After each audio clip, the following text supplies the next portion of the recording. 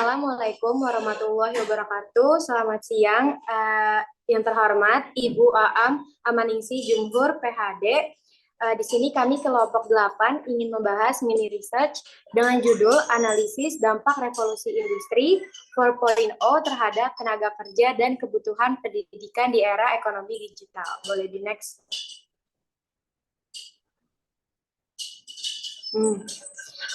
Adapun anggota kelompok 8, yang pertama ini saya sendiri, Aufa Hijra dengan NIM 17096222084. Lalu yang kedua ada Diarina Tama dengan NIM 17016221132.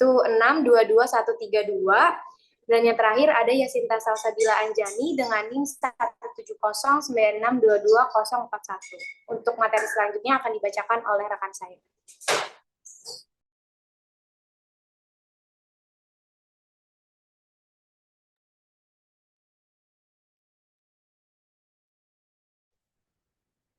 Baik, di sini kami akan membahas bab 1 pendahuluan, bab 2 tinjauan pustaka, bab 3 metode riset. Boleh di next.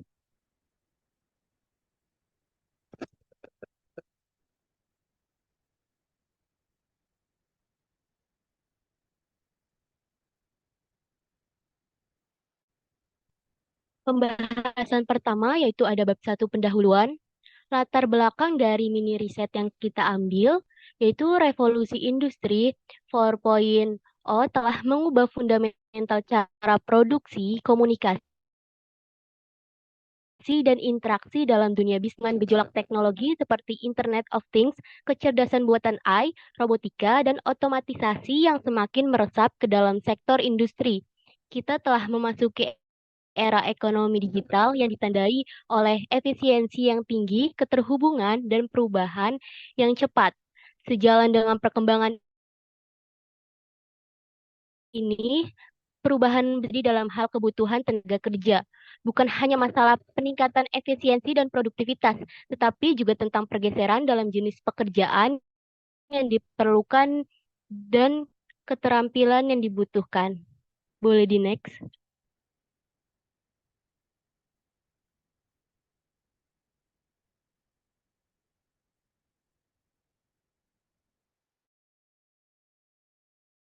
Ada tujuan penelitian. Penelitian yang kami ambil, penelitian menganalisis dampak revolusi industri 4.0 terhadap tenaga kerja, kebutuhan pendidikan di era ekonomi digital. Beberapa tujuan khusus penelitian ini adalah yang pertama, menganalisis perubahan dalam struktur tenaga kerja akibat otomatisasi dan digitalisasi di berbagai sektor industri. Yang kedua, mempelajari dampak revolusi industri 4.0 terhadap jenis pekerjaan yang dibutuhkan di masa depan, termasuk perkembangan dalam lapangan seperti kecerdasan buatan, analitika data, dan teknologi terkait. Yang ketiga, mengevaluasi apakah pendidikan saat ini memadai dalam mempersiapkan individu untuk bekerja di era digital. Yang keempat, mengidentifikasi pelatihan dan pengembangan keterampilan yang perlu disesuaikan dengan perubahan dalam tuntutan pasar tenaga kerja. Pembahasan selanjutnya akan dibahas oleh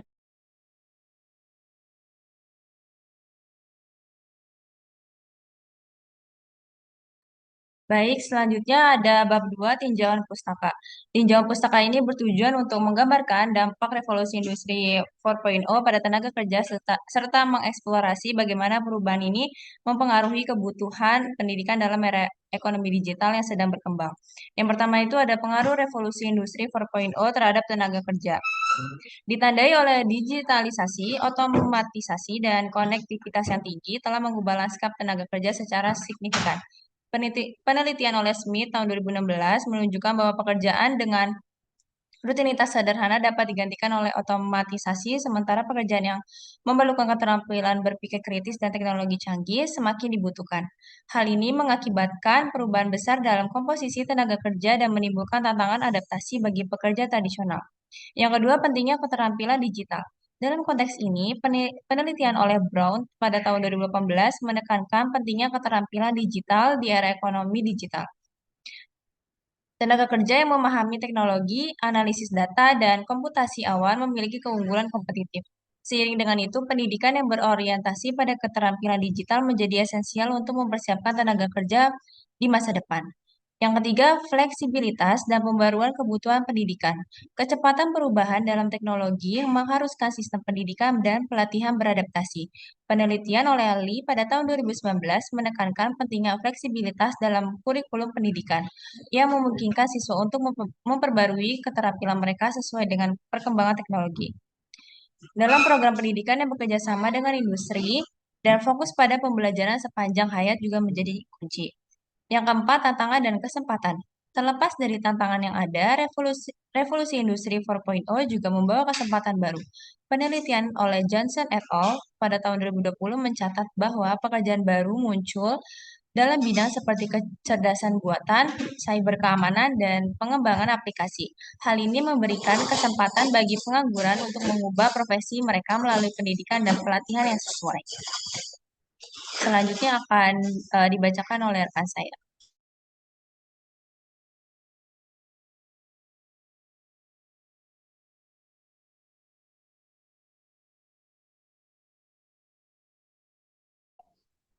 Oke, selanjutnya ini di bab 3, metode riset.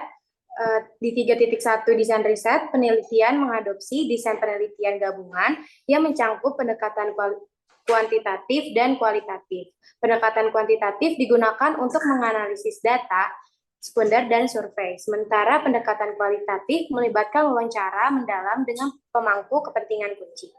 Di 3.2, pengumpulan data, ada data sekunder. Data sekunder diperoleh dari sumber-sumber terpercaya seperti lembaga statistik, laporan pemerintah, dan penelitian terdahulu. Lalu selanjutnya ada survei.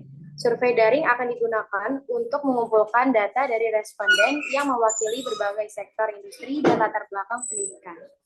Yang ketiga ada wawancara. Wawancara mendalam akan dilakukan dengan pemangku kepentingan termasuk pekerja, pengusaha, dan pendidik untuk mendapatkan wawasan mendalam tentang pengalaman mereka terkait dampak revolusi industri 4.0. Boleh di next.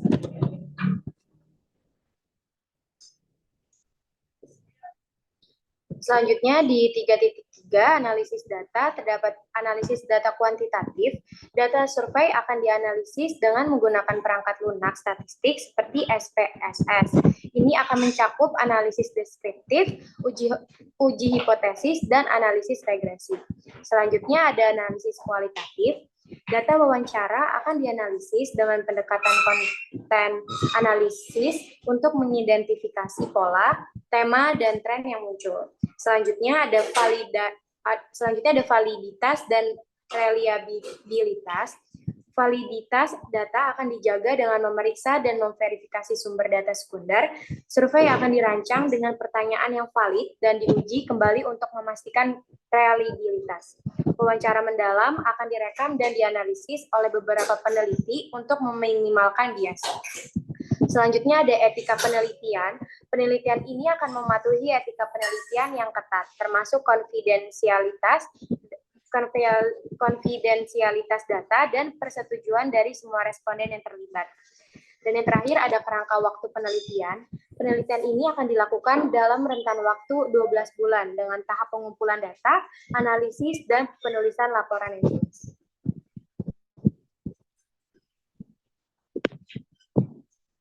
Sekian pemaparan mini research dari kelompok 8. Kurang lebihnya mohon maaf. Wassalamualaikum warahmatullahi wabarakatuh.